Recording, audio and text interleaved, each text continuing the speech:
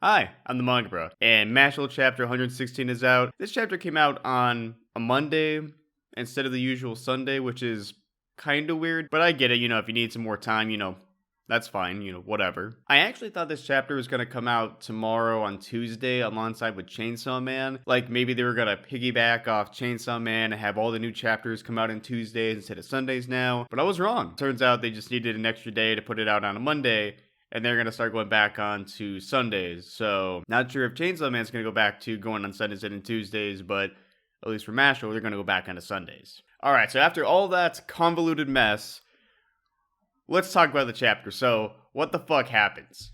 The chapter begins with Finn opening the magic barrier after just defeating the two brothers. Finn gets congratulated and told that he's a man now, while the whole time he's whining about how he almost betrayed his friends and how he's still far inferior when he's compared to his brother. I think this goes to show that although Finn is metaphorically a man now, he still has one more hurdle to overcome. That's really just the main thing that he has between him and his brother Rain. How Rain is like a superior magic user, stoic, and kind of just like a fucking man already, and how Finn is just in the process of it. There's gonna be something coming up, and as evidenced by this chapter, when you get towards the end, there's gonna be something probably in either the next chapter or maybe a few chapters after that, where Finn and Rain are gonna have to reconcile this, and I think that they are, based on the writing that's going on in this chapter, that it's just making me think, okay, it's just, they're gonna have to do it.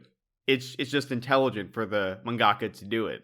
Back to the chapter, we got some black cats. They scurry around, they get to our heroes, and they scratch 666 on Dot's face, which is just fucking hilarious. So they got some bad luck, and they enter into an indoor garden, and this whole scene here mirrors almost the exact same events as the movie Alien. Like, there's these closed-up organic objects around, they then open up or bloom, our characters then stupidly decide to plop their faces right in front of it like, "Doi, what's this? This looks so beautiful, and then obviously something fucking horrible just spurts out and it attacks. In this case, magical bugs that sap energy come out, but it could have easily just been like from Alien, a fucking face hugger attaching to their faces and fucking implanting an alien inside of them. Maybe you should think about that before you just put your face right in front of it, just some thoughts. This problem is quickly solved though by Dot using Lance's face to make a hole. Now, some people might say, that's kind of stupid. Why did you do that?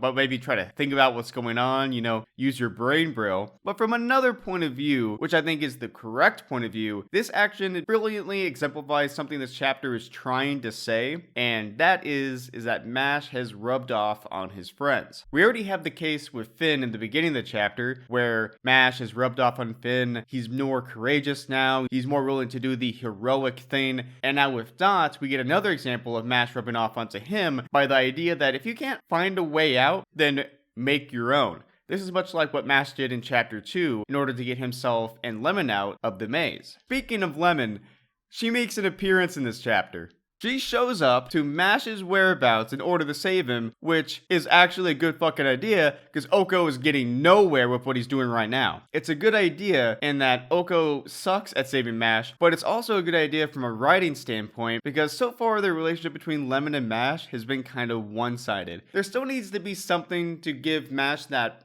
push, to actually show some feelings for Lemon. This is a common thing in shonen manga where you have the girl that just instinctually loves the main character. Like, at the top of my head, we got Chi-Chi from Dragon Ball. We have Boa Hancock from One Piece. We have Hinata from Naruto. However, Hinata has, a whole backstory, a whole reason why she likes Naruto. And the point is, there is a character that instinctually loves the main character, and there still needs to be something that needs to happen to give him that push. With Naruto, the big push that needed to happen was when he was going against Pain, and Hinata literally put herself out there, put her life on the line to save Naruto, and this is something that Naruto didn't forget, and it kind of buds his relationship with her. And in the case of now with Mashle, well, this seems like this is going to be the event that's going to bud the relationship with, at least on his side, with Lemon. She is coming to his rescue. She's going to literally save his fucking life, much like how Hinata literally saved Naruto's fucking life. So from a writing standpoint, brilliant. This is good. Lastly, let's talk about the ultimate setup for the next few chapters. So it turns out that our heroes are going to face against the Devil's Quintuplets, or the Quadruplets if you think that Domina is dead. So we have Dot and Lance going up against Epidem, you know, Pudding Guy. You have the brothers Finn and Rain going up against Telezaster, which is basically going to be the whole setup, possibly, for them to kind of reconcile their relationship. You have Order Maddie, which, honestly, I didn't know that was his name. I was trying to figure out all the other names for everybody, and I looked up his name. I'm like, that's his fucking name? That's weird. But yeah, you have Order Maddie, who's going to go up against Famine. Doom is just fucking off somewhere. You know, he's probably just waiting for that rematch with Mash. Andromeda, the fifth of the Devil's Quintuplets, well, he's already presumed to be dead, but I actually think that he's alive somewhere, and he'll probably make an appearance shortly.